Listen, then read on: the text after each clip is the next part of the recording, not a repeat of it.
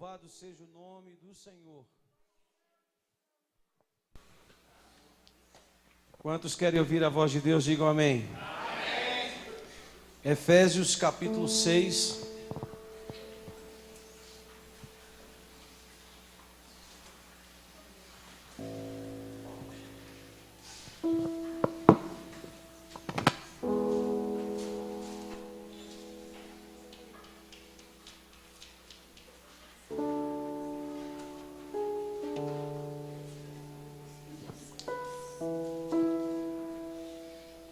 Filhos, obedecei a vossos pais no Senhor, pois isso é justo. Honra o teu pai e a tua mãe, que é o primeiro mandamento com promessa, para que te vá bem e sejas de longa vida sobre a terra. E vós, pais, não provoqueis os vossos filhos à ira, mas criai-os na disciplina e na admoestação do Senhor. Quanto a vós outros servos, obedecei o vosso Senhor, segundo a carne, com temor e tremor, sinceridade do vosso coração, como a Cristo, não servindo à vista como para agradar a homens, mas como servos de Cristo, fazendo de coração a vontade de Deus, servindo de boa vontade como ao Senhor e não como a homens, certo de que cada um, se fizer alguma coisa boa, receberá isso outra vez do Senhor, quer seja servo, quer seja livre. E vós, senhores, de igual modo, procedei para com eles, deixando as ameaças, sabendo que o Senhor, tanto deles como vosso, está nos céus, e que para com ele não há acepção de pessoa. Quanto aos mais, sejam fortalecidos no Senhor e na força do seu poder, revestivos de toda a armadura de Deus, para poderdes ficar firmes contra as ciladas do diabo, porque a nossa luta, ela não é contra a carne e contra o sangue, e sim contra os principados e potestades, contra os dominadores deste mundo tenebroso, contra as forças espirituais do mal nas regiões celestes. Portanto, tomai toda a armadura de Deus, para que possais resistir no dia mau, e depois de teres vencido tudo, permaneceis inabaláveis. Estais, pois, firmes, cingido-vos com a verdade, e vestido-vos da couraça da justiça. Calçai os pés com a preparação do evangelho da paz, abraçando sempre o escudo da fé, com a qual podereis apagar todos os dardos inflamados do inimigo. Tomai também o capacete da salvação e a espada do Espírito, que é a palavra de Deus, com toda oração e súplica, orando em todo o tempo no Espírito, e para isto vigiando com toda a perseverança e súplica por todos os santos, e também por mim, para que me seja dado, no abrir da minha boca, a palavra, para com intrepidez fazer conhecido o mistério do Evangelho. Amém? Põe um pouquinho de retorno aqui, por favor. O texto que nós lemos é uma palavra escrita ou falada, mas não escrita porque tinha uma pessoa, pelo apóstolo Paulo, recomendada aos Efésios, e ele dá diversas instruções, e mesmo sendo algumas delas ligadas ao mundo físico, como nós vimos, uma orientação aos filhos para obedecer aos pais, uma orientação aos pais para não irritar os filhos, uma orientação ao servo para obedecer o Senhor, uma orientação ao Senhor para não irritar os servos e não os explorar. E todas essas orientações ligadas ao mundo espiritual e físico se transforma em uma um momento de bênção para a vida das pessoas que vivem o que está escrito nessa palavra. O tema que eu escolhi para essa mensagem é a grande batalha.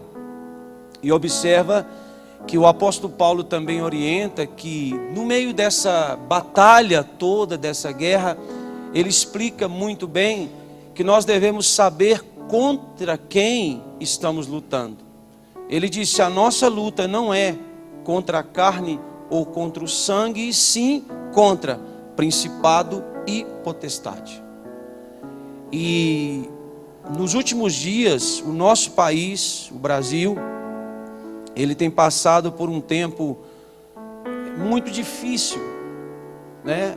Foi até orado pela Leia falando da escassez dos alimentos, e muitos acabam por citar que nós estamos nos fins dos tempos, apesar de que a Bíblia diz que é o princípio das dores ainda. Tem muita coisa por acontecer, mas eu queria, juntamente com os irmãos, entender melhor o que está acontecendo e vos fazer compreender que a coisa ela não está boa para ninguém, né? Os patrões, eu até hoje pela manhã estava falando com um dos irmãos aqui, o Mauro, que ele trabalha numa empresa que eles têm cerca de 90, quase 100 caminhões, e há cerca de 3, 4 anos atrás, o lucro que cada caminhão provia ao seu dono era considerável, ao ponto de que hoje ele diz que para pagar as despesas está muito difícil. E aí alguns funcionários dizem: ele não paga em dia, ele não sei o quê, e aí levantam contra o patrão e não entendem que por vezes o patrão está em uma situação igual ou por vezes pior do que o empregado. E como eu sou empresário há cerca de 20 anos quase, e os que me ouvem também que são, sabe como nós temos uma batalha diária para cumprir o que acontecia com Jó, de manter em dia o salário, de não dormir com o salário do seu empregado. E muitas vezes, muitos não sabem disso, que há patrões que deixam de ter a sua própria provisão para manter o seu funcionário trabalhando, ou um caminhão andando, uma empresa aberta. E isso é fato. E aí nós encontramos pessoas que não veem as coisas assim e falam pelas ventas, pelos cotovelos, conversam muita besteira e não percebem que no meio desse monte de palavra, que inclui algumas coisas ligadas à igreja, ele está atraindo para a vida dele e para uma nação inteira uma grande maldição. Satanás é um ser real e que ele é super organizado e que não age na ilegalidade. Satanás só atua quando é dado autorização ou por Deus ou por uma pessoa para que ele haja. Ao contrário do que muitos pensam, ele entrou lá em casa. Não, não funciona assim. O mundo espiritual é extremamente organizado. Extremamente organizado. E a outra coisa que é importante que nós saibamos é que, para além de ser organizado, sabe o poder que tem e o que fazer com ele dentro das limitações dadas por Deus a Satanás, escute Moriá, e a todo o seu reino. Então hoje e eu afirmo isso, eu não sou especialista em política, mas há muitos que acham que são e que são leigos, que pensam que a solução do nosso país está na mão ou do Lula, ou da Dilma, ou do Aécio Neves, ou do Michel Temer. Uns gritam que é Bolsonaro, outros dizem que é a Marina, e em resumo, leigos são os que pensam nisso. E eu queria fazer vocês entender, através do que está escrito na palavra de Deus, que o Brasil está vivendo um momento muito difícil em todas as áreas. A escassez de alimento físico que nós estamos tendo por causa da paralisação dos caminhoneiros não é nada em relação ao que está acontecendo da escassez do alimento espiritual que já existe no Brasil há anos e que muitos não perceberam isso. Uma escassez terrível. Pastores estuprando meninos, padres estuprando crianças e meninos e meninas, e homens a quem nós confiamos a gestão do que nós tínhamos, a nossa nação, seja governador, seja prefeito, seja vereador, seja deputado estadual, federal, seja senador, seja ministro, seja presidente, vice, não interessa, todos eles sem exceção estão sendo levados por uma proposta maligna para sugar aquilo que Deus deu para o povo e tendo o seu enriquecimento ilícito e não fazendo nada sequer para a sua própria felicidade com aquilo que eles arrecadam de maneira errada da nação. Estava comentando com alguém essa semana, o presidente em exercício, que é constituído por Deus segundo a palavra, Michel Temer, ele foi enxotado pelos manifestantes, com palavras de baixo calão, com buchas de papel e jogando. Eu estava comentando com alguém que, humanamente falando, ele deveria deixar o governo, humanamente falando. Porque se vocês começarem a me rejeitar aqui, de dizer, o senhor não deve entrar aqui, vá embora para sua casa, vocês podem ter certeza que eu vou mesmo. Porque Jesus não entrava na casa de ninguém que não o queria lá. É só você ler a palavra. Os que recebiam, ele entrava. E os que não recebiam, ele disse para os discípulos, não entrem forçadamente, bate a poeira do seu pé e ela será testemunha diante de Deus contra eles. Vá embora. Mas os governantes não fazem assim. Eles querem manter a força por causa não do dinheiro, até porque o salário de um presidente não é lá grande coisa. O presidente da Gerdau ganha 3, 4 vezes o que ganha um presidente da República.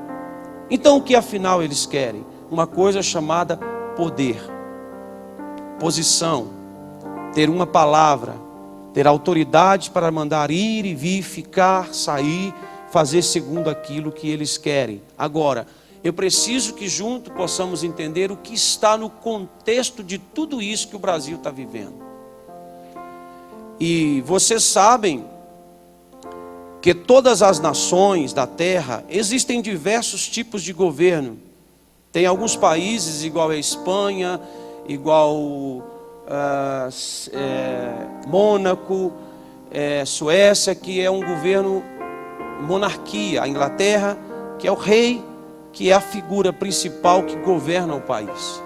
Alguns países são presidencialismo, né, como é o Brasil, e existem outro tipo de governo, que é chamado de ditadura, que é alguém, como o caso da Venezuela, é o caso de Cuba, muitos países da África, que foram tomados à força e um ditador governa durante 40, 50 e até mais anos essa nação. Então existe a monarquia, o presidencialismo, a ditadura, e aí vai. Porém, o que eu quero fazer vocês entender é que todas as nações, independente dela ser uma nação governada por um ditador, ou por um rei, ou por um presidente, ou por um parlamento, que tem também o parlamentarismo, né, que é a força dos deputados que digamos que governa, né, aquela nação, é o que acontece com alguns países. Agora, o que eu quero que você entenda? O Brasil, em especial, tem o seu exército. E a gente, às vezes, pensa que a nossa força está só com aqueles homens que vestem de verde, mas não. Os Estados Unidos têm o maior, ou melhor, o mais potente exército do mundo, e a China tem o maior exército do mundo, tem o maior número de soldados e de armas e tal, apesar dos Estados Unidos ser muitas vezes mais poderoso, e por isso os Estados Unidos é a nação mais forte do mundo. O Brasil tem o exército, tem a marinha, tem a aeronáutica, e dentro dessa hierarquia, né, tem, eu até marquei aqui, mas são muitos os suboficiais, os seus soldados, os recrutas, e por aí vai. Mas só para você entender, todas as nações, sem exceção, ele tem a sua força, que governa paralelo à autoridade máxima, que é o presidente ou o rei, para fazer valer a segurança da nação, a segurança das autoridades e fazer com que os bens que pertencem àquela nação sejam protegidos por aquela força militar.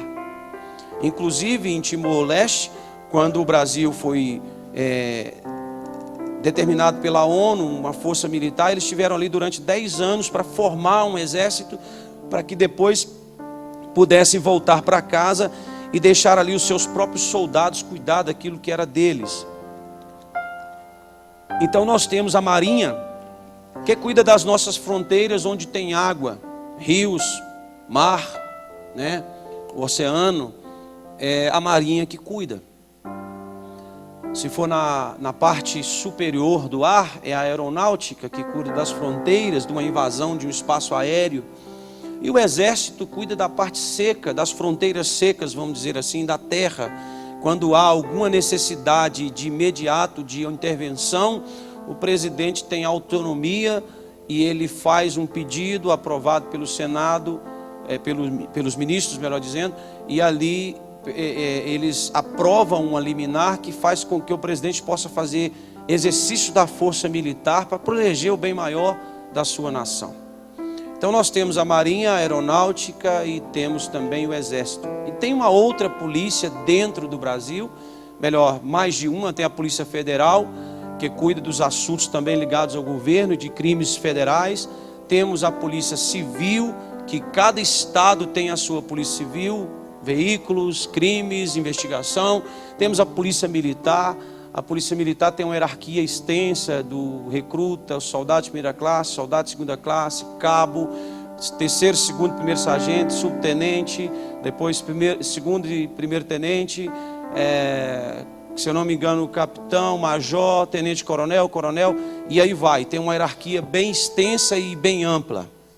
Eu tenho muitas pessoas na minha família que são militares e eles cumprem rigorosamente o horário, a sua conduta, uma série de fatores. E todas as vezes que um estado que tem a polícia militar, seja ele qual for, precisa de uma intervenção para proteger o bem maior daquele estado, então solicita a força da polícia militar, eles intervêm, tiram manifestantes, prendem se for preciso, de maneira que proteja o bem do seu estado. A Polícia Federal no Brasil, o Exército para o Brasil inteiro, e assim vai. E assim é uma organização de um país. Quem está me entendendo? Eu queria te explicar isso, porque a nossa Bíblia ensina que existem 3 céus. Quantos existem?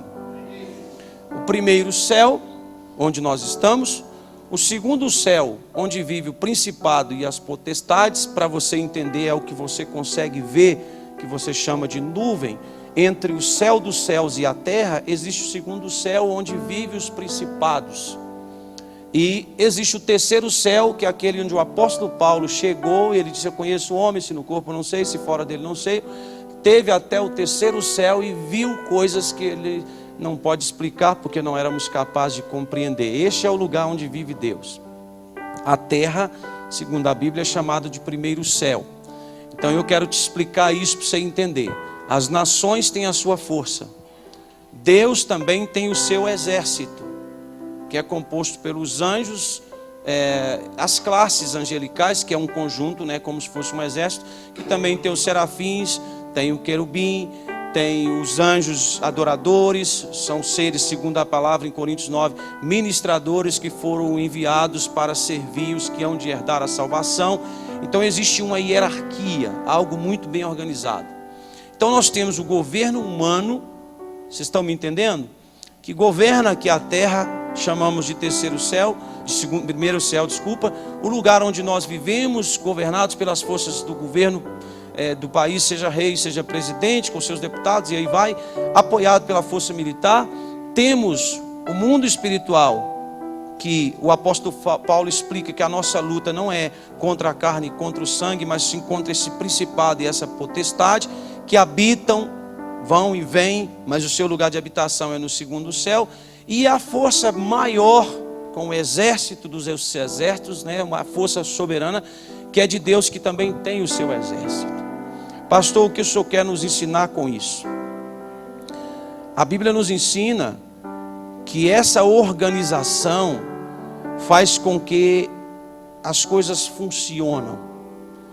E o desejo principal de Satanás é fazer com que toda essa nação, né, que foi comprada pelo sangue de Jesus, para que se tornasse a igreja de Deus, com o propósito de adorar ao Senhor, que essa nação seja persuadida a inverter os seus valores e fazer ao contrário do propósito de Deus. Certo é que uma vez o Espírito do Senhor levou Jesus ao deserto para ser tentado pelo diabo, e as propostas de Satanás todas estavam ligadas às coisas que o Senhor permitiu que ele tivesse, porque a Bíblia diz que esse reino onde nós vivemos, ele pertence a Satanás, foi dado por direito. Isso está escrito, é dele. Tanto é que quando ele levou Jesus no alto, e ele disse: se você, tudo que você vê me pertence, e eu te dou se você prostrar e me adorar. Jesus recusou e disse para ele: não, somente o Senhor seu Deus servirás, sua ovelha e prestarás culto. E ali ele disse para Satanás sair, porque não era a proposta que ele tinha. Eu quero te fazer entender é que Satanás, escute isso, ele não é um ser onipresente e nem onisciente. Deus é. Satanás não tem a capacidade de estar em todas as nações ao mesmo tempo. Ele não consegue, ele não tem esse poder porque Deus não deu. E ele, para atuar, ele tem os seus meios. E aí o que Satanás faz? Satanás então assume o controle. Na sua hierarquia, ela é dividida em hostes, dominadores, potestades e principados. As hostes, elas atuam, vamos chamar daqueles demônios menores, eles atuam principalmente dentro das famílias, trazendo discórdias, trazendo traições, fazendo com que os pais briguem com os filhos, com que os filhos não obedeçam os seus pais. E isso, de certa forma, traz uma desordem naquilo que Deus criou, uma instituição chamada família. E o que eu quero que você entenda, depois você vai juntar essa história toda que eu estou te contando, para você compreender. As hostes, eles são demônios que atuam destinados especificamente para trabalhar contra as famílias constituídas por Deus, contra os casamentos, trazendo mulheres para fazer o marido trair a esposa, trazendo homens para fazer a mulher trair a esposa, trazendo o lesbianismo, trazendo o homossexualismo, que é só para definir, mas é a mesma coisa, mas eles atuam dessa maneira. A segunda classe são os dominadores, que eles estão nas regiões, e eles usam um grupo de políticos ou de traficantes para dominar de certa forma uma região. E existem, não muitos anos atrás, o que eram chamados dos senhores, muitos anos melhor dizendo, os feudais, feudais, está certo? Feudais, obrigado. Então eles dominavam as pessoas, escravizavam, que não é diferente de hoje. Depois surgiu no nosso Brasil os coronéis do café ou do leite. De certa forma eles dominavam as pessoas, subjugavam, trabalhavam pela comida. E todas essas áreas, os dominadores, os demônios que atuam nisso, utilizam pessoas para que façam com que pessoas estejam debaixo do seu governo. No Rio de Janeiro e São Paulo, principalmente no Rio de Janeiro, existem muitos traficantes que são literalmente, totalmente possuídos pelo diabo para fazer isso. E eles dominam uma favela inteira, eles colocam regras, eles tomam, eles persuadem policiais, eles pegam adolescentes, fazem deles traficantes, colocam arma na mão deles e fazem eles governar as pequenas áreas que existem. Depois existe uma outra chamada de potestade, que já é a nível nacional, e que aqui também ele usa. Essa é uma coisa que é interessante a Moriá saber, que às vezes a gente deixa passar desapercebido, principalmente no Brasil, por ser considerado o maior país cristão do mundo. não porque são evangélicos, mas porque os católicos também são considerados cristãos. Então é o maior país cristão do mundo. E o que a potestade faz? Ela usa um meio, um instrumento, no nosso Brasil é chamado de padroeira, que ela consegue, os demônios conseguem, com essa maneira, manipular uma nação inteira, criando dias de adoração, feriados, momentos específicos para que essa potestade possa dominar. E depois, por último, vem o principado, que age internacionalmente, que usam governos, como infelizmente tem acontecido agora com aquele Kim Jong-un, que cismou de conquistar sozinho o mundo. E às vezes a gente pensa assim, esse cara é maluco. Na realidade, irmãos, por que eu estou contando tudo isso para vocês? Porque muitos de nós não estamos dispostos, escute, Moriá, a conhecer isso, essa força. Só que nessa brincadeira de crente, que às vezes a gente faz, o tempo está passando e as coisas estão acontecendo lá fora, o mundo espiritual. Ele não para. Por isso que o apóstolo Paulo orientou e disse: filhos, obedeçam pais. O que ele estava dizendo? Aqui você fecha a brecha para as hostes atuar. Pais, não irrite os seus filhos, porque se você fizer assim, esse demônio não terá legalidade para atuar na sua casa. Abrindo bem o texto, é isso que ele está falando. E aí ele vai dizendo: olha, vocês que têm um poder maior, que são, aspas, dominadores, com os seus empregados, não atuam assim, sejam justos. Empregados, trabalhem como se estivesse trabalhando para o Senhor. Patrão, pague com justiça, como se estivesse fazendo para o Senhor. Porque se você fizer assim, esses dominadores, esses demônios não entrarão na sua empresa, na sua vida, e não atuarão. E ele vai, escrevendo aos Efésios, explicando detalhadamente como que isso funciona. E aí nós chegamos, escute aqui, a um lugar chamado igreja, que também tem a sua organização e tem o seu propósito. Quem está me entendendo? Eu falei de um governo teocrático, que é o governo de Deus, com seus anjos, os seus serafins e querubins, o seu trono, e aí vai, que eu não estou pregando sobre isso, por isso não vou entrar em detalhe. Falei com vocês do governo de Satanás, principado, potestade, hostes, e falei com vocês sobre o governo da terra. E paralelo a tudo isso, Deus criou uma instituição chamada igreja, também com o seu propósito.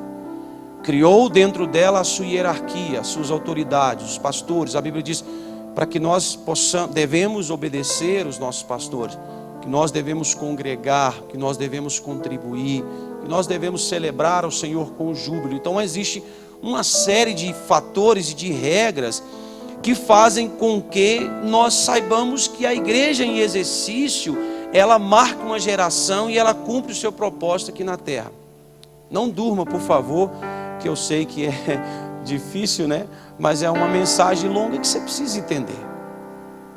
Eu sei que depois de você compreender isso, você vai sair para aquela porta com uma visão diferente de tudo isso. Não são os caminhoneiros, não é o PT, não é o Michel Temer. Quem é que está comandando isso? Nós oramos errado e por isso não recebemos. Por que estamos em crise? Por que um país com tanta riqueza, com tanto ouro, com tanto petróleo, os que estão do nosso lado pagam menos do que nós pagamos? Ah, pastor, é o governo. Que governo? O que você chama de governo? É isso que nossa igreja precisa entender. Agora, a igreja de Deus, escute, ela foi criada para cumprir um propósito local, diga comigo, local, estadual, nacional e internacional. Todas as vezes, quantas vezes? Todas as vezes que as igrejas evangélicas constituídas por Deus na terra deixa de cumprir o seu propósito, Satanás domina. Isso é fato. Todas as vezes que nós deixamos de fazer discípulos, Satanás faz discípulo. Os traficantes, quase 100% deles são desviados das igrejas. Quase 100%. Quase 100% deles são pessoas que estiveram sentados nos grupos de jovens das igrejas. E eu repito, quando a igreja deixa de fazer o seu papel, Satanás assume o controle. Nós temos vivido um momento terrível de crise no nosso Brasil. Nós temos governantes que se passaram por pastores ou pastores que se tornaram governantes e que deixaram de pregar a palavra e que foram persuadidos por propina. Agora, por que isso está acontecendo? Porque nas igrejas, de modo geral, escute isso por favor, as igrejas estão deixando de cumprir o seu papel. A coisa mais difícil de conseguir numa igreja evangélica na atualidade é pessoas para orar e ler a palavra. Não consegue, é difícil. Alguém me procurou e veio elogiar o trabalho que a Salete estava fazendo com os meninos dos investigadores da Bíblia. Se nós começamos a criar investigadores da Bíblia, nós teremos professores da Bíblia, pastores, profetas, ministros que vão servir ao Senhor. Mas os pais não se esforçam para fazer os seus filhos aprenderem. E aí Satanás diz: eu faço isso, como dizia lá em Portugal, com os pés nas costas. Muito fácil. Tira do domingo, tira do culto escola, tira das reuniões, faz com que haja escândalos, como aconteceu essa semana de um pastor, de maneira que as pessoas começam a chegar à conclusão que não vale a pena mais ser crente. Não vale mais a pena dizer não para Satanás, não vale mais a pena dizer não para o pecado, não vale mais a pena. Os filhos mentem com a cara tão deslavada, tão fácil, que no tempo em que Deus está governando a igreja, o temor do Senhor não permite que as pessoas façam isso. Quando o Senhor está governando a igreja, Moriá, as pessoas confessam os seus pecados, não é por causa do pastor, é porque ao invés de ter medo de Deus, eles temem a Deus como seu Senhor e o seu governo, e sabem que quando eles confessam e deixam, eles alcançam de Deus a misericórdia, e por isso é melhor confessar e deixar do que morrer no pecado. Aí nós sabemos que as igrejas evangélicas, elas são governadas pelo Senhor, tem uma força sobrenatural enviada por Jesus Cristo. Depois de passado os dias que ele estava no céu, Salmo 24 fala da glorificação dele, e ele roga ao Pai para que envie um outro Consolador para estar conosco para sempre, que é o Espírito Santo. Em Atos capítulo 2, ele manifestou sobre as pessoas que estavam lá e sobre toda a igreja na atualidade. Então o que nós fazemos hoje? Nós, porque eu faço parte da igreja, né, e prego para que isso seja corrigido. Qual é o interesse hoje pelo batismo com o Espírito Santo? Que interesse eu tenho de manifestar em mim o dom de interpretar as línguas? Qual é o interesse que há em mim de curar enfermos? Qual é o interesse que há em mim da ciência, de olhar para a palavra e ver dentro dela coisas que as pessoas normais não conseguem ver? E nós recuamos como igreja e Satanás assenta no trono. E aí nós não conseguimos entender porque tantos jovens têm tido a sua vida ceifada. Por que os caminhoneiros chegaram ao ponto de parar um país que está tendo 120 bilhões de prejuízos por dia?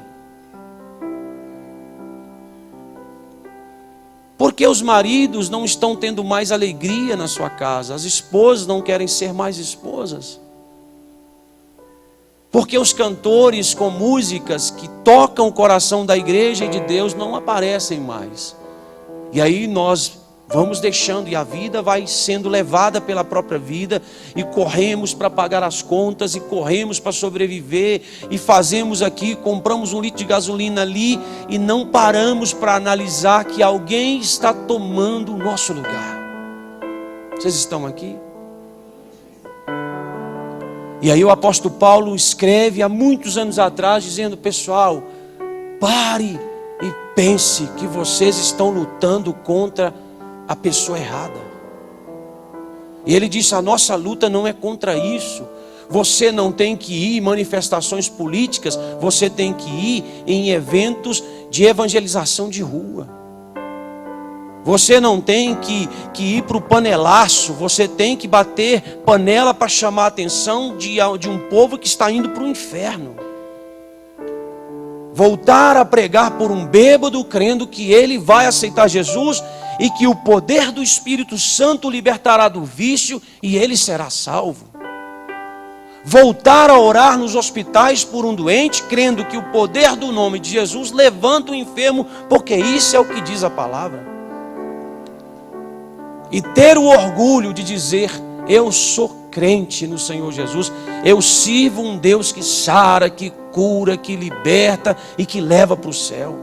Eu estou aguardando o tocar das trombetas para que haja o momento do arrebatamento da igreja e que nós vamos cear com Cristo e que vamos reinar com Ele num governo teocrático que não tem corrupção, que não tem dinheiro, que não tem lavagem de dinheiro, onde as ruas são calçadas de ouro e de diamante, onde nós faremos parte de um coral de louvor e adoração ao Senhor, onde os anjos do Senhor serão eternamente diante dos nossos olhos seres ministradores, e nós por vezes queremos brigar contra o governo humano.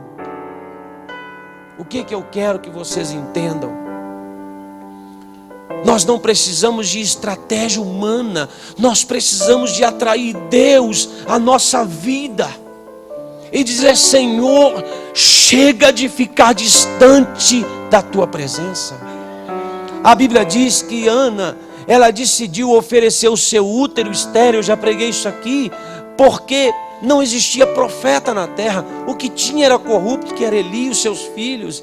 Ela disse: chega de viver um culto mais ou menos, e ela vira para o Senhor e disse: olha, o único útero que eu tenho está defeituoso, mas eu quero ofertá-lo ao Senhor, para que o Senhor gere dentro dele um profeta que mude essa nação. E Deus olha para Ana e usa Eli e diz para ela que seja feito conforme a sua oração. Passado o devido tempo, ela engravidou de Samuel, que foi um profeta, que a palavra dele não caía por terra, porque Deus a sustentava. Aí nós pensamos: contra quem estamos lutando? Nós estamos manifestando o quê? Quantas pessoas foram ali falar para os motoristas sobre Deus? Vamos levar carne, vamos levar comida. Ninguém leva a palavra. Aí a nossa nação, irmãos, está perdendo a sua autoridade. Ninguém acredita em político mais. Está difícil acreditar em pastor. Está difícil confiar no patrão.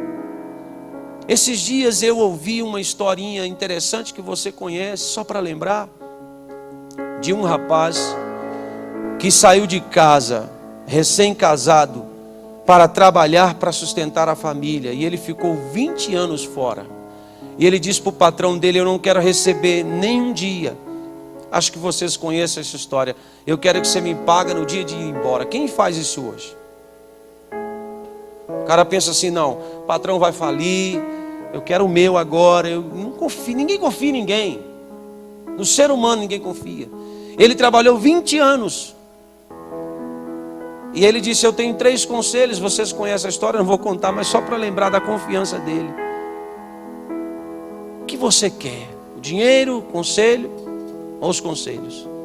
Se alguém disser para você isso hoje, numa questão humana, sendo sincero, você está querendo me enrolar. Paga logo o meu salário. Não é assim? Porque nós não estamos mais sendo governados por Deus. A nossa nação, o nosso país, o mundo de modo geral, aceitou o governo de Satanás. O que ele faz? Ele entra em instituições, nas pessoas, é claro, como era o caso da CBF e da FIFA, uma das instituições mais respeitadas do mundo e coloca quem como pivô da corrupção lá dentro? Um brasileiro. Isso não é orgulho para ninguém. Foge para Nova York, paga 2 milhões de dólares de fiança para ficar preso dentro do seu apartamento. Aqui no Brasil, a CBF, a mesma coisa. Aí a gente acha, futebol. Irmãos, existe um governo assentado no trono desse país. E eu te afirmo biblicamente que não é o Senhor. E eu estou pregando essa mensagem hoje para te convocar como igreja. Alguém disse assim: pastor, nós devíamos chamar os pastores para a gente. Irmãos, está tão difícil ser pastor, que se nós chamarmos os pastores, eu ouvi isso tem menos de um mês, que eu queria fazer um culto ao ar livre e convidei 3 igrejas para me ajudar. Eles disseram: nós não misturamos. Na minha cara. Eu não pedi ele 1 centavo. Eu disse: nós vamos levar o som, nós vamos levar os jovens para distribuir folhetos. Eu só quero que vocês cantem uma música, porque nós vamos cantar como os homens. Cantem uma música. Nós não misturamos. Nossa igreja não participa de evento de outra igreja. Eu fiquei muito triste. Não falei isso com ninguém, estou falando com vocês agora. Muito triste. E eu senti vergonha de ser pastor naquela hora. Eu disse: Senhor, a quem nós estamos servindo? Aí nós lutamos, criamos marcas individuais, nomes próprios, defendemos placas. Eu estou falando generalizando, me entenda. Qual é o propósito disso? Jesus está voltando, Moriá. Tá? Não pense você que isso ficará impune. Não, a justiça de Deus está sobre essa terra, principalmente o nosso país e infelizmente o nosso país. Foi ontem na Irlanda, 60% da população votou dizendo: nós queremos o aborto. Nós queremos matar as crianças. Sabe o que é uma nação inteira? 60% dela dizer: nós queremos que as crianças sejam mortas. Portugal aprovou o casamento gay. A Europa quase toda já aprovou. Os Estados Unidos aprovou. O Brasil não aprovou ainda por questão de dias, mas aceita. E nós como igreja fazemos o quê? Não vimos no culto. Falta gasolina, a gente não vem no culto. Não estou falando para os que vieram, é claro, né? Porque os que não vieram. Eu estava com o Eduardo lá em Cipotânia. Chegou uma família que andaram 1h20 a pé para participar do culto. 1h20.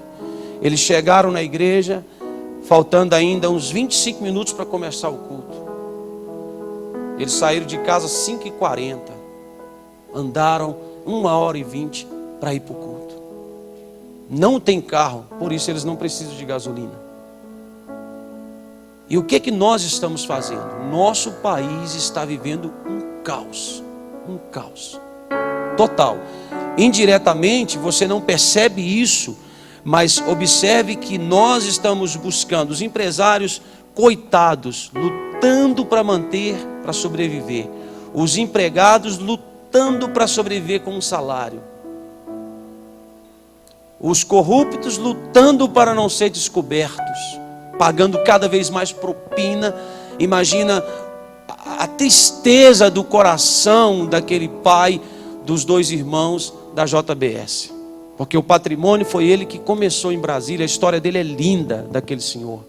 Começou vendendo carne, quando foi construir Brasília, e você pode pôr na internet, você vai ver que história linda daquele velho.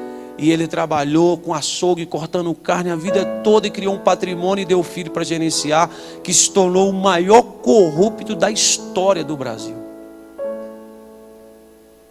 E aí a gente olha para isso e diz: meu Deus, o que aconteceu com essa terra? Eu sou de um tempo, não tem muitos anos, mas eu pude ver isso, eu me orgulho em dizer, em que nós não tínhamos departamento infantil. Quantas vigílias nós ficamos assistindo, estávamos comentando isso esse dia, mas Eliette, havia demônios que manifestava e o cara era liberto e em seguida era batizado com o Espírito Santo. Muitas vezes, sabe o que a gente comia, Marconi? Bolacha e kisuke. Não tem nada bom melhor que isso também não. E a gente ia para a vigília. Hoje, para fazer vigília para os nossos jovens, a gente tem que botar um filme de ação. Eu não estou aqui, não se queimem comigo. Não estou direcionando isso específico, eu estou falando de uma geração. Se eu não criar uma atração para os homens, para as mulheres, elas não vêm. Não estou lavando roupa, eu estou pregando a palavra. Pastor, o que está acontecendo? O apóstolo Paulo diz, existe uma luta que está errada, nós estamos lutando contra a carne. Por isso não há felicidade no casamento, não há felicidade com os filhos não têm sucesso. Nós estamos tendo homens, irmãos, infelizmente, na minha geração, com 16, 17 anos, nós já estávamos empregados, já tínhamos profissão, já tinha carteira assinada, e dizem que o Brasil de hoje é mais moderno, que na nossa geração não tinha esses problemas.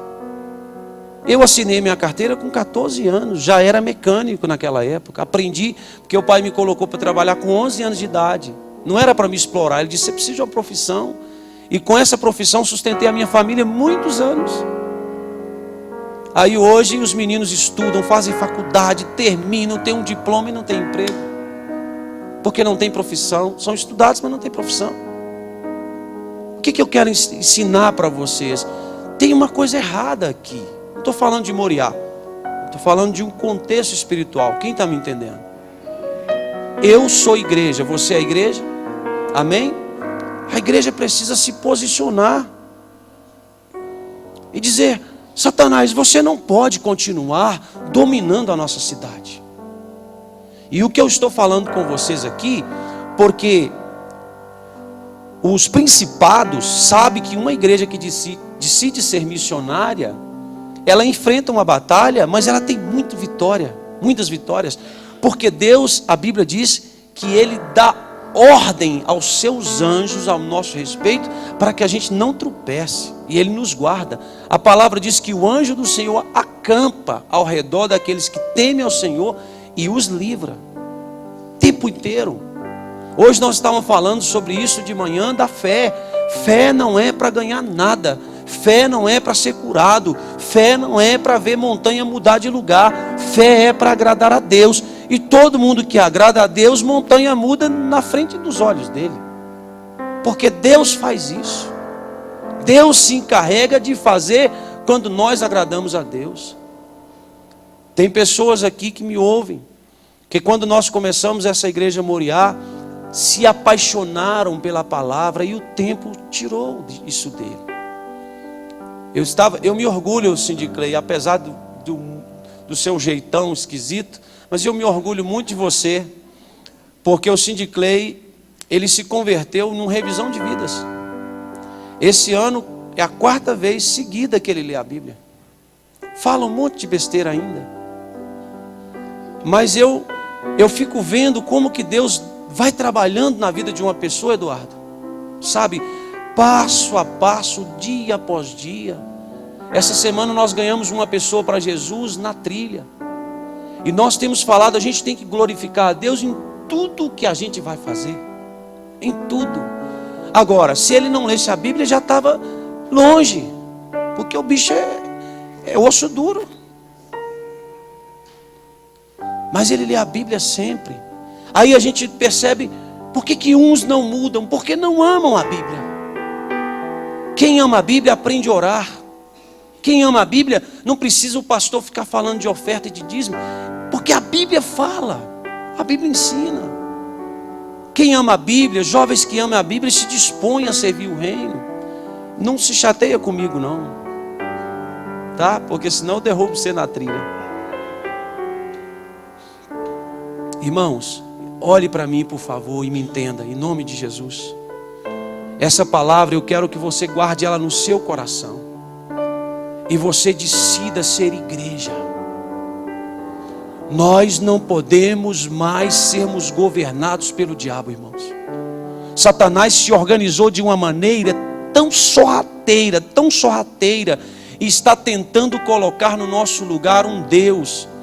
Eles postaram no Facebook que Lula foi igualado a Jesus Cristo. Que vergonha! Que vergonha, que nojo desse povo. O meu Senhor.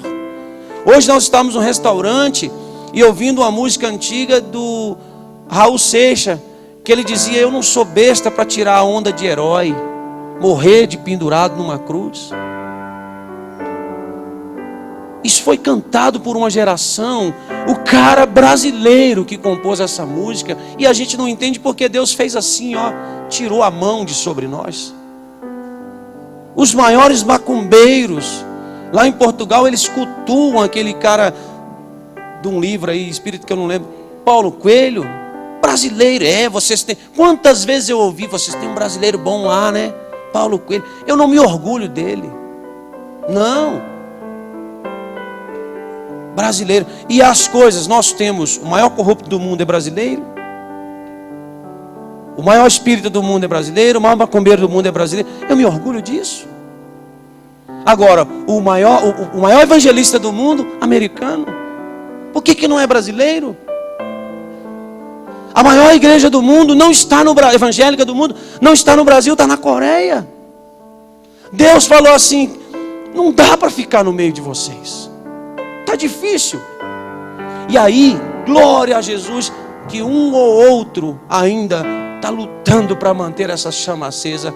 Agora a Bíblia diz que o fogo vai arder continuamente sobre o altar e ele não vai apagar. Nós vamos lutar com a nossa força. Os pais vão decidir a ser servos do Senhor. As mães edificarão as suas casas. Nós, sacerdotes, pregaremos a palavra.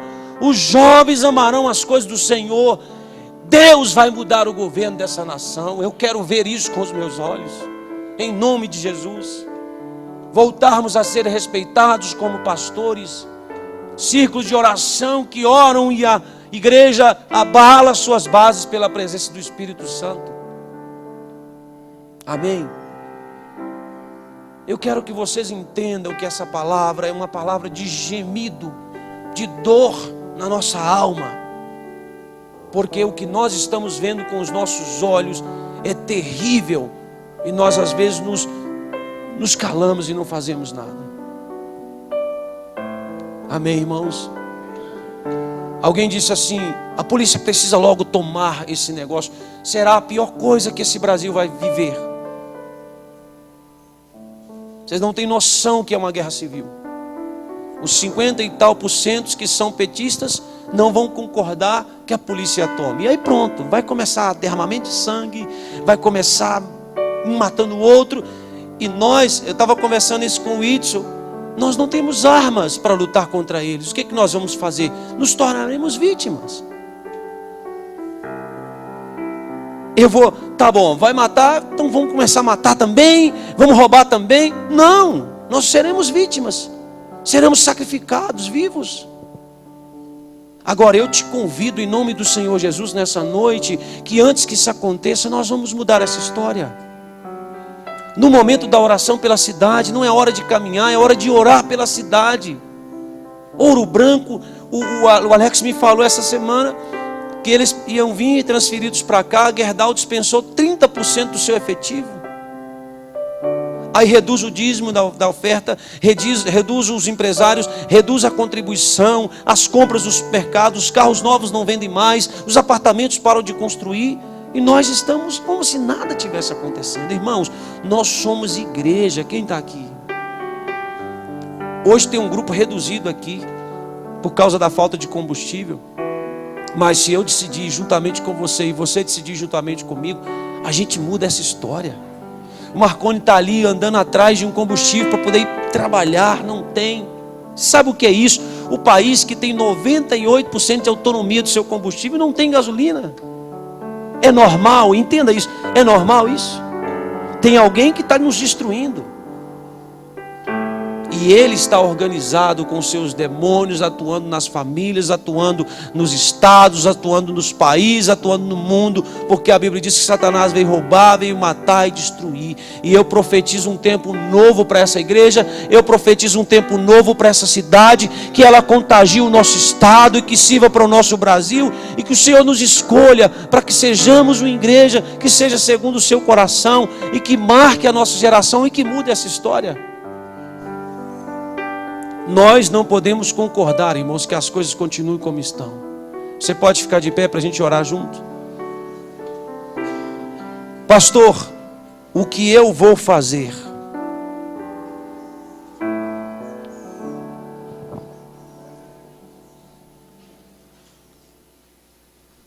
O apóstolo Paulo disse: vocês querem saber? Quem quer saber? Não vou falar, ninguém quer saber. Quem quer saber? Agora eu falo. Ele falou, irmãos, depois vocês têm que ler esse texto. Pare e pense, o que está acontecendo? Quem aqui quer vencer? Se hoje acontecer uma guerra civil, e você que está na idade ativa, que eu acho que até, se eu não me engano é 40 e... eu estou fora já? Não, estou dentro. Porque 49 anos ainda é convocado quando tem uma guerra. 50 já fica livre. Eduardo, acho que é 49. Os meninos aqui, vai na frente, para morrer primeiro. Deixa eu explicar. Você está preparado para ir para a guerra? Você está, Marcelão? Você aguenta subir a serra e descer correndo 2 vezes? Eduardo? Você vai falar, vou de moto. De moto não vale, porque o barulho da moto, o inimigo te entrega e você é apanhado. Olha aqui para eu explicar isso. Você está pronto para ir para a guerra? Para ir para a guerra tem que saber atirar. Se alguém entregar uma arma na sua mão, o Eduardo é policial federal. Se ele travar a arma e te entregar, está travada, e agora? Só se você usar a coronha, né? Agora ele tem habilidade, destrava, coloca o pente, desmonta, monta, pá, porque foi treinado. Eu pedi meu sobrinho, o Kedney, está com as notas boas no tiro, 97 acho. Ele disse, desmonta essa arma para eu ver. Tá, acabou, está desmontada. Você é doido, nem vi, cara, faz de novo. Montou de novo. Ele é treinado. Você está treinado para a guerra? O apóstolo Paulo disse, então vou te dar um conselho. Tomai toda a armadura de Deus, para que vocês possais resistir no dia mau, e havendo feito tudo, ficai firme. Estais, pois, firme, tendo cingido os vossos lombos com a verdade, e vestida a couraça da justiça, calçado os pés na preparação do evangelho da paz, tomando sobretudo o escudo da fé, com o qual podereis apagar todos os dados inflamados do maligno. Tomai também o capacete da salvação e a espada do Espírito, que é a palavra, orando em todo o tempo, com toda oração e súplica no Espírito, vigiando nisto, com toda a perseverança, súplica por todos os santos. E por mim, ele diz, para que me seja dado no abrir da minha boca a palavra com confiança, para fazer notório o mistério do Evangelho. Isso é muito sério. A igreja Moriá precisa decidir, pegar o escudo, cingir o seu lombo, calçar a sandália do Evangelho, colocar o capacete, pegar a espada do Espírito, que é a palavra do Senhor, e dizer, nós vamos para a guerra, porque o Senhor está nos preparando para isso. Nós vamos lutar contra as pessoas? Não. Nós vamos lutar contra o principado que está governando as pessoas que nos governam. Irmãos, pelo amor que você tem a você, a sua família, essa nação, inclua na sua oração, Senhor, destrone Satanás do Brasil. O Brasil não pode ser conhecida por causa da padroeira, um lugar que o Papa escolhe vir porque tem muita gente. Não, irmãos, nós não podemos concordar com isso.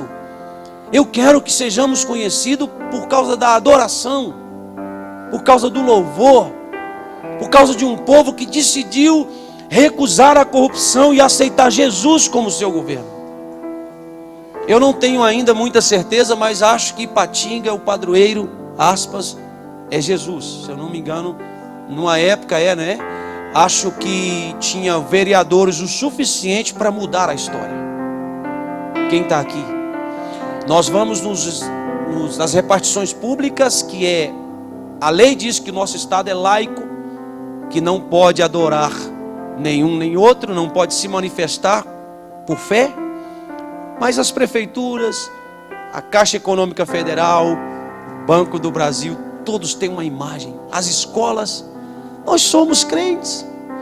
Eu posso chegar lá e arrancar aquela imagem? Claro que não. Eles estão infringindo a lei? Claro que sim. Quem tira ela de lá? Quer que eu te falo?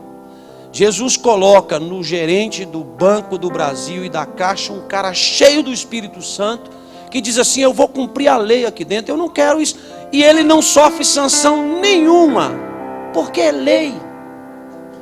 O Senhor Jesus elege um prefeito ou um número de vereadores o suficiente para olhar para aquela imagem e dizer: cara, o seu lugar não é aqui. Quem está me entendendo? Mas isso só vai acontecer se essa igreja, porque não adianta eu chamar os outros pastores, não tenho nada contra nenhum deles, e não sei se tem contra mim. Não pergunte também, por favor. Mas eu não tenho. Preguem aqui com maior liberdade. Se falar a verdade, somos parceiros na mesma batalha, fé e ordem. Creio que eles creem no que eu creio. Não tem dificuldade. Mas eu vou esperar eles dizerem: vamos juntos? Não, porque eu vou encontrar dificuldade. Então o que nós vamos fazer? Nós vamos mudar essa história. Quem está comigo?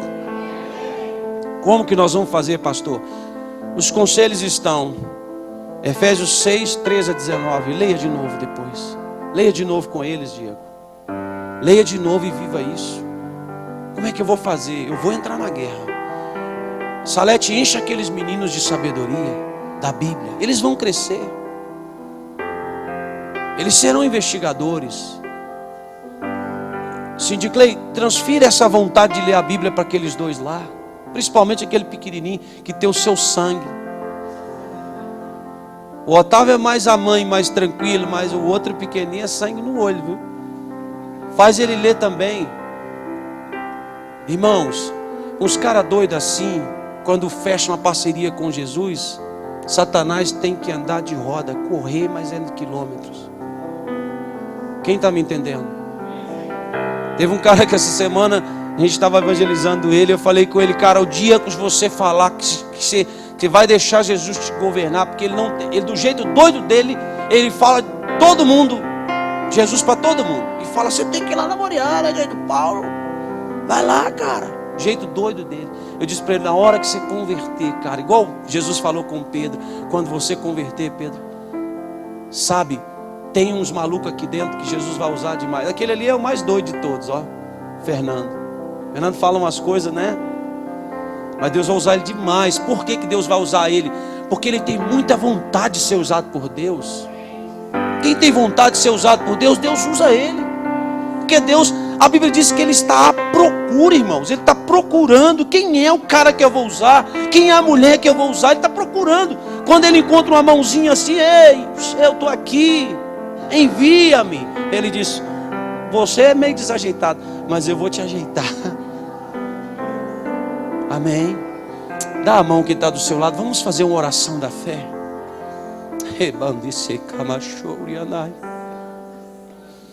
Glória seja dada ao nome de Jesus neste lugar.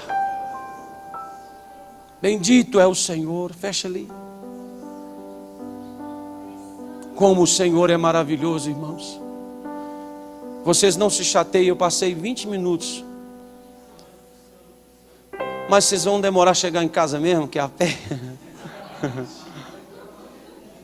Só do ar está de carro, a luz está assim, é igual Natal. A luz do carro dele lá da gasolina é igual Natal, piscando.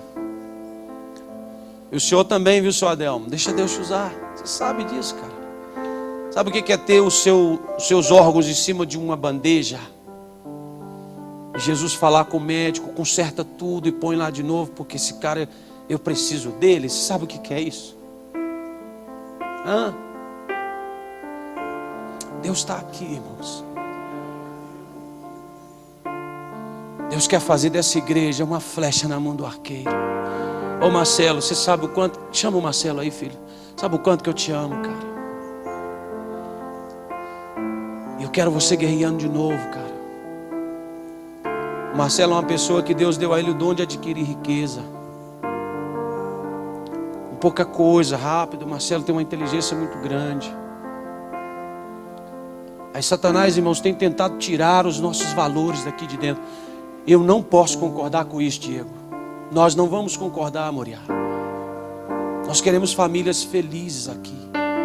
Quando eu falo um nome, esses dias eu até liguei para o Zé Gomes, para o Pedrinho, para pedir perdão, que parece que eu estou constrangindo vocês, mas é que eu me sinto dentro da família. Eu vou falar o nome, eu fico vendo Enéas tentando levantar os 2 pés, mas ele levanta um de cada vez. Eu digo, glória a Deus, ele está tentando, porque se levantar os 2 ele cai, irmãos. Mas vocês sabem o quanto eu te amo, cara. Amém? Cada um tem um jeitão. Eu tenho o meu, enjoado que seja. Mas amém. Vocês têm o que merecem. Deus me deu como pastor seus. Se vocês fossem todos bonzinhos, tinha um outro aqui.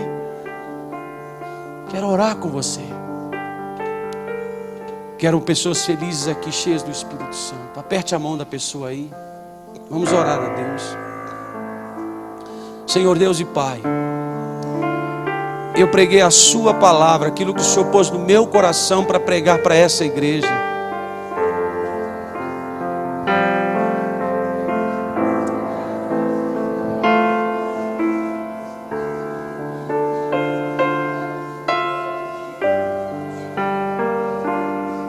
Vem, Espírito de Deus, e orvalha este lugar com teu renovo. Batiza com teu Espírito Santo. Renova os que estão fracos. Fortalece os artelhos deles na tua palavra. Levante, Senhor, jovens, homens, mulheres, com intrepidez para marcar essa geração.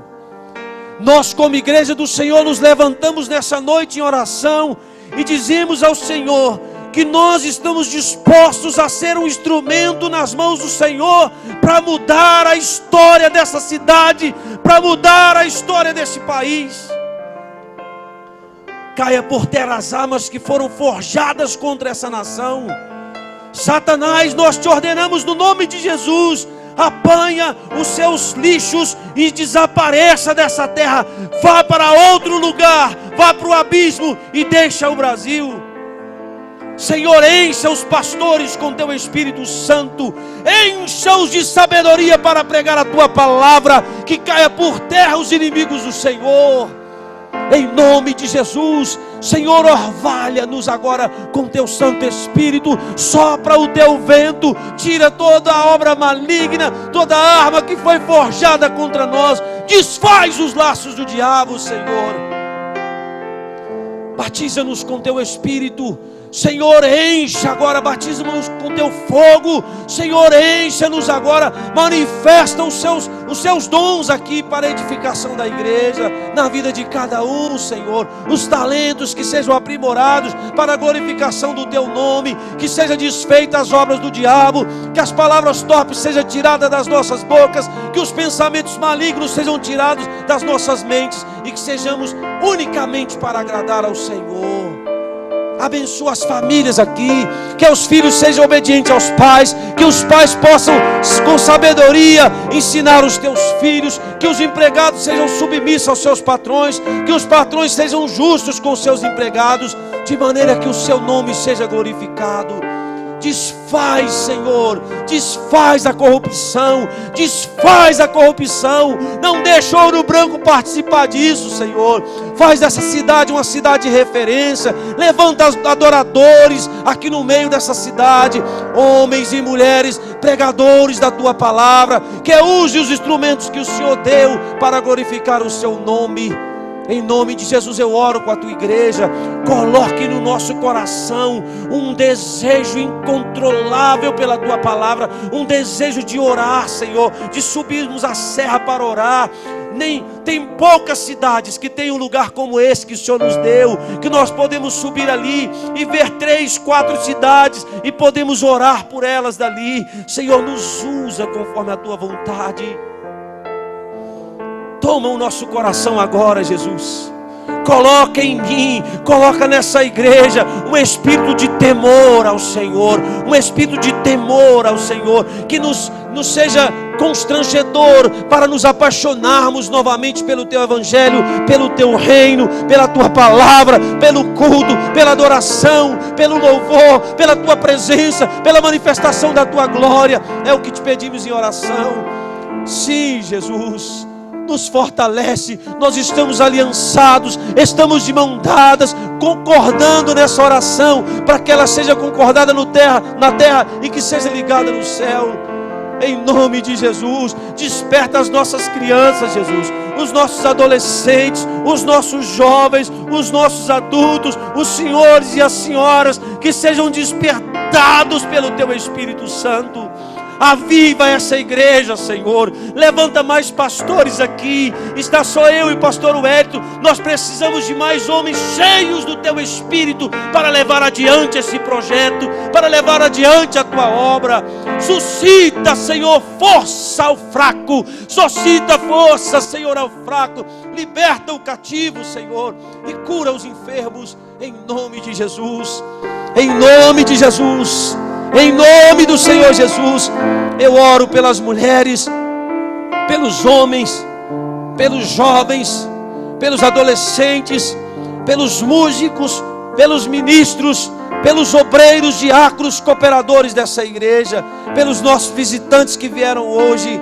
Senhor, não deixe essa palavra matar ninguém, por mais pesada e dura que ela seja, que possa produzir vida na vida deles, Senhor. Fortaleça o ânimo desse povo. É assim que eu oro, no nome de Jesus.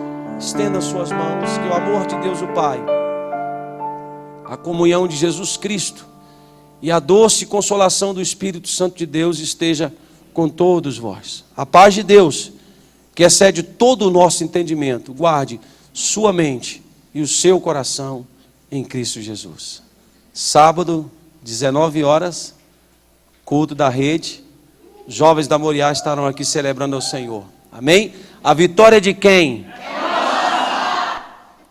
Para, irmãos. Vamos tremer o negócio? A vitória de quem? Pelo sangue de Jesus. Vão em paz. Uma semana de vitória e uma boa caminhada. Que Deus abençoe vocês.